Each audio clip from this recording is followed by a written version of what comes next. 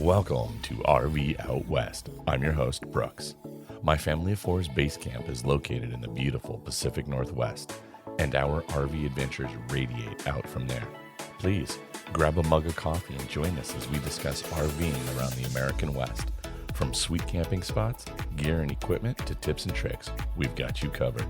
We are RV Out West. I'd like to start this episode and announce that this is my 1-year anniversary of the show. I'd like to take a moment to thank each and every one of you listeners for joining me on this journey. If you are new to the show, welcome, and it is my hope that you find this show entertaining and informative for RVing and exploring around the Pacific Northwest. In this episode, I am sharing my 2 favorite KOAs in the Pacific Northwest. One KOA is in my home state of Washington State, and the other is in neighboring Oregon State. My family is paid to camp and stay at both of these sites, and they are both quite amazing in their offerings, activities, their sites, and their locations. If you are planning a trip to the upper left of the United States, then I would encourage you to check out these campgrounds and the surrounding locations. You will not be disappointed. Joining me today is Dylan Cutler, the general manager of the Astoria Warrenton Seaside KOA. Originally from South Dakota, his family owns and operates 14 KOA franchises around the Pacific Northwest and across the United States. Dylan grew up camping, and it has always been a part of his life. While during his years at university, he convinced his parents that he should move out to the South Dakota KOA to work at those campgrounds. He worked 2 summers between his freshman and sophomore years, and has since then worked his way up the organization into management. Dylan, thank you so much for taking time out of your day to join me. Absolutely. Can you share with me kind of the history of the Warrenton Astoria KOA? Like, Yeah, how long has it been there? When did it start? Why? All Sure. of that kind of fun stuff. the Astoria Warrenton Seaside KOA started sometime in the early to mid 80s. It was a local family. I don't know how the land and all that came to be or how they decided it was going to be a campground, but how it started is the 100 section, essentially the paved section right behind the office, is what we would call the original campground. So when we purchased the Astoria Warrenton Seaside KOA, I believe it was in like 92 or 94. And so everything else that is there at the current campground has been things that we have added in sort of expansion. So all of the expansion to the north and all of the expansion to the east have been things that we have added since we purchased the campground in the 90s. Our company was founded in 1972 in South Dakota, and we actually started not as a KOA franchise. We were originally with the Holiday Inn travel parks. So Holiday Inn back in the 70s was trying to go into the camping world, and they actually had their own franchise system. They were like Holiday Travel Parks or Holiday Inn Travel Parks or whatever they were called. A few years after we had established a franchise with them, they, I think, decided that camping wasn't their thing, and they essentially gave all of their franchisees an opportunity to sign franchise agreements with KOA, and that's how we got started with KOA. Back sometime in the late 70s, I think. We started, KOA is based in Billings, which is not that far from our campground in our home office in Hill City, South Dakota. So we kind of throughout the years have established a really good relationship with KOA and work very closely with them. And through that relationship have had opportunities now to acquire quite a few properties. So we've had the Astoria KOA since the early 90s and have done a lot of expansion and a lot of stuff. And it actually is the second largest park that we own. So With the first one being out in South Dakota. That one's colossal. Yeah. Yeah. So that one is the largest one that we own, and KOA Corporate has their own campground division. They own like 30 or 35 campgrounds. I don't know. They've been purchasing campgrounds like crazy. And they had the campground that was in Okeechobee, Florida, which was the largest KOA in the nation. It was like 1,500 some sites, 2 golf courses, just absolutely insane. A couple of years ago or last year even, they sold that property and it's no longer a KOA. So I don't know for sure, but it's possible that the campground in South Dakota is one of the biggest, if not the biggest, in the nation. So that's cool. That's cool. My family stayed at your Astoria KOA last year for spring break. So we were there for like 10 days. I mean, Saturday to Sunday, and had an absolute ball. I mean, just awesome, man. Yeah, the kids had a wonderful time doing putt-putt. I mean, we were there in the heart of COVID, so the pool was closed. The arcade was closed. Luckily, my kids weren't too disappointed because, we were riding bikes. They enjoyed the BMX track. Cool. The inflatable half moon. I don't know what you call that thing. So we call them bounce pillows in our world. Yeah. They were kind of a cool thing, and we would probably consider them like a new world thing. I think they've kind of really become popular in the last like 8 to 10 years. As a solution for trampolines and things like that, which insurance companies don't like. No, my daughter absolutely loved hanging out on that.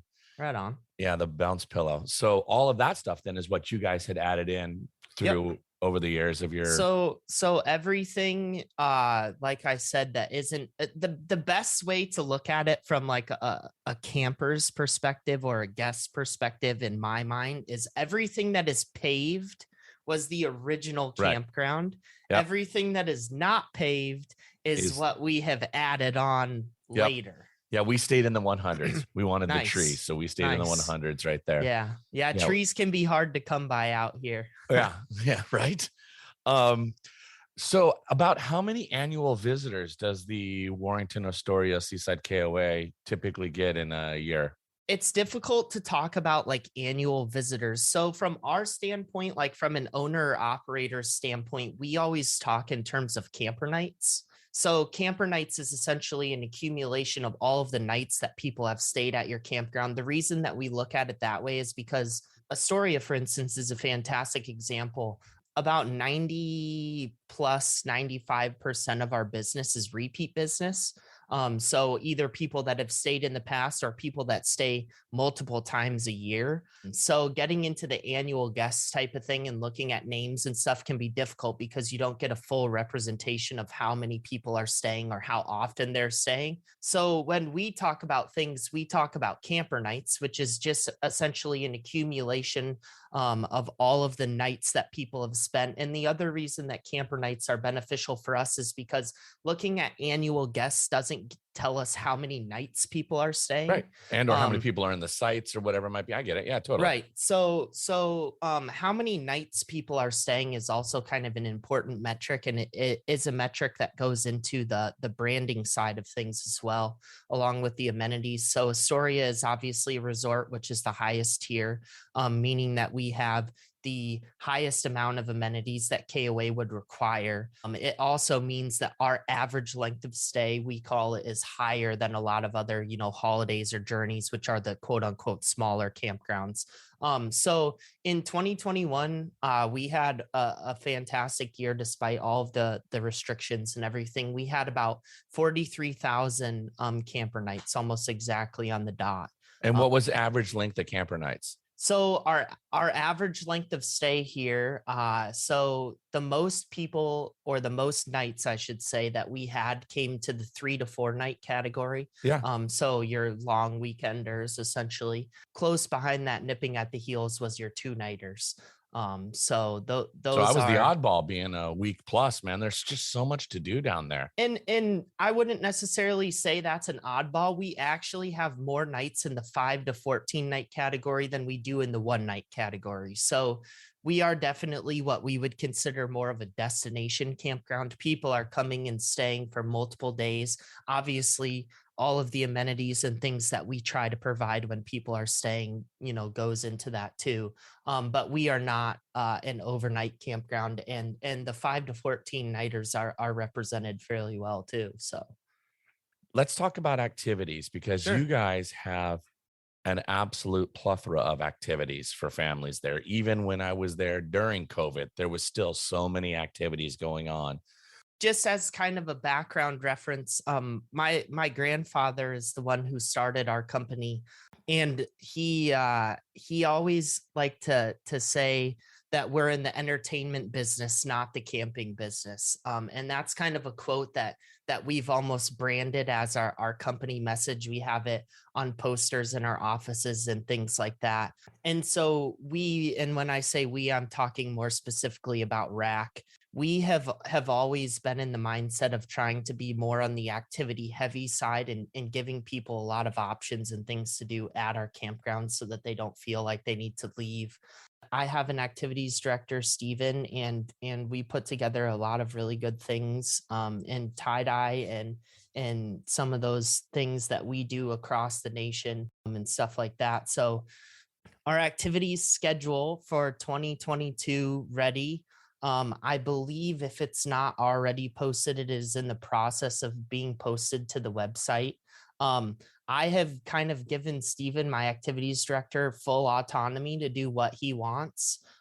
So I honestly don't have a ton of details in terms of what You don't he even have has one as little new. nugget. No nugget, huh? I No. know that we are looking into getting some sound equipment and some karaoke equipment. Karaoke is a thing that we had done in the past, and we had a local gentleman that would come in and do it. And that's something that we want to try and bring back and do ourselves. Our big theme for 2021 and going into 2022 in activities is trying to get away from the hour and a half or 2 hour scheduled block of this is when this activity is available, and more so opening it up and having activities available as much as we humanly possible can, so that as many people that are on the campground can come and experience those without planning their days around us. We want to try and make it so that we're available for you to come and do what you want to do with us when you want to do it, and not necessarily saying we're only offering this activity for 2 hours from 10 to noon on 3 days of the week. To go types of activities, crafts to take to your site, offering tie-dye more than 3 days a week for 2 hour time blocks, trying to offer it 6-7 days a week for 6 or 7 hours. So you guys can come in between activities or in between meals or whatever you guys are doing, and just trying to shift that mindset, I guess. So we don't have any new groundbreaking activities. We have new themed weekends and we'll have new fun games and stuff like that, but just trying to make us more available to you and to your schedule, and less feeling like if there's things that you want to do on the campground while you're staying, you need to plan your stay around us.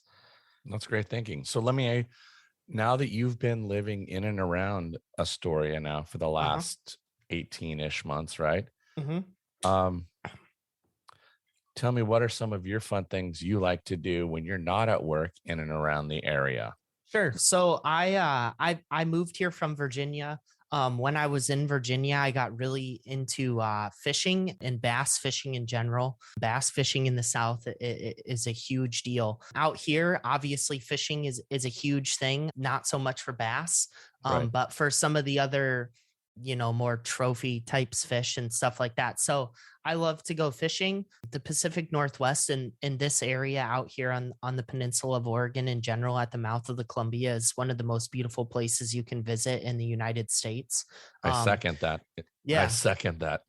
Yeah, so just there's so many different things that you can do outside. Obviously, weather permitting, the summer months are fantastic, and those are unfortunately the months where I have less free time to go out and do things. But Gore-Tex. You're fine. yeah. Just invest in Gore-Tex. And hey, it's fine, but you know what? After a few hikes out in the rain, it's just like, I think I'd just rather wait for a sunny day. But yeah, fair enough. some people are all about it, and that's fantastic. The hiking is fantastic. This area is just very unique in that you have the ocean. It's very much so not the ocean that I think a lot of people have in their head. There's no palm trees. The water is very cold. The water is dark. It can be very violent, but it is also extremely beautiful.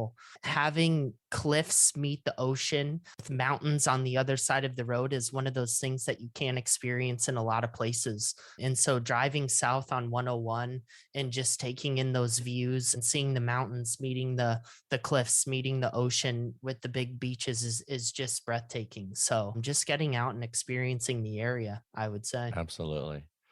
Well, Dylan, thank you so much for taking the time to speak with me, to to share with me the history of the Warrenton Astoria KOA, as well as just a bit about the park. I will say that we have had an absolutely fantastic stay down there, and Astoria is definitely one of the places we love to come down to go camping and to Awesome. explore. For all those same reasons you said, man, it is absolutely where the mountains meet the ocean. It's Oh, mind blowing. yeah, it is absolutely fantastic. So thanks for having me.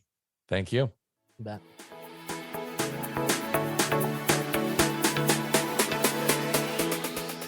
Native Idahoan and school teacher who moved to Oregon coast to semi-retire, Lee Wheeler ended up getting his start as the activities director at the Astoria Warrenton Seaside KOA. And within a year, he was promoted to assistant manager, and 2 years later, he was promoted to the general manager there at the Astoria Warrenton Seaside KOA. In 2016, the Leavenworth, Washington franchise was purchased by the Cutler family, and for the last 18 months, Lee Wheeler has been the general manager of the Leavenworth KOA. Lee, thank you so much for speaking with me today. Oh, you're welcome. Can you share with me kind of what is an annual average of nights there at the Leavenworth KOA? Oh, boy, on a good year, about 17,000. And do you think a lot of those are kind of Pacific Northwesterners, or do you think those are people from kind of traveling from out of the Pacific Northwest to come and experience the Pacific Northwest? So most of our people come from Washington State, but then we get a lot of people from Idaho and even quite a few from Oregon. This last year, we had a lot of people from Texas. With the Canadian border being closed, Canada usually is a big part of that also. So we are getting a few from out of the Pacific Northwest, but most of ours is targeting people that are just in the area. And you guys have a lot of cabins. So we have like 20 rustic cabins, which just comes with the beds. They're like a shell.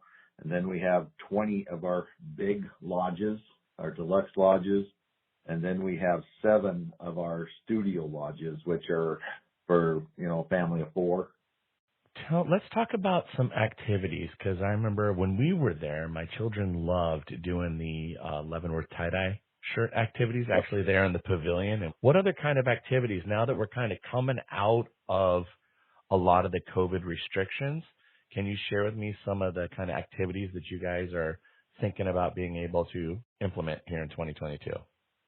Well, if everything goes well, we're planning on having our pool open on Memorial Weekend. So that'll be great, unless unforeseen issues there. But we did have the Gaga ball pits. Last year we also did the bubble maker out on the big lawn where we had the bubble machine that the kids just love getting into the bubbles. That was fun. So we'll be doing that again. We do the tie-dye, stuff a bear. Those are a couple things. This year we are bringing in gem mining, which we're going to be building a big gem mining sleuth. It's already on its way, and we'll have the gems for kids to actually be able to mine for the gems out of the sand and come up with all kinds of goodies from that. So that's kind of the area that we're in right now for kids' activities. There'll also be the scavenger hunts and different things that we plan on doing for the kids. The rock garden, different things where kids can pick up rocks, paint them, stuff like that. So let's talk about the pavilion. I'm bummed to hear that the weather and the snow this winter took out the pavilion and that the city of Leavenworth has condemned it. Do you guys have any plans to either rebuild, or what kind are you thinking about putting in its place? Right now we're waiting for, of course, to hear back from the insurance and stuff like that. We just had the adjusters out here. But one of the things in the plans is we will have a new pavilion. We're not exactly sure what it's going to be, if it's going to be as big or if it's going to be enclosed. Those are all going to be things that are going to be taken up with corporate and discussed that way. But we will have a pavilion. I don't know if it'll be open this year, but with everything that's been going on, we're keeping, we'll be optimistic and say we're hoping, but it's definitely next year we will have something new up there. If everything goes well, we might turn it into more than just a pavilion, but we'll see what we can do. But it will be a new structure. It's probably all metal, and it'll be able to withstand the snow load around here. That's exciting, actually. I mean, sorry that it happened, and that's always no fun to be dealing with.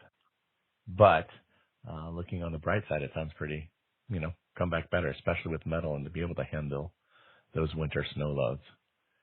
Oh, yeah, and kind of like the one that's in the Astoria KOA. I mean, they've got one that's a huge building that's all enclosed that they're able to have activities all winter long, and that would definitely be something we are going to look at to see if that's something we want to do here to provide opportunities for kids and families year round. Is there anything you can kind of share as far as other things that you guys maybe have in the hopper for 2022?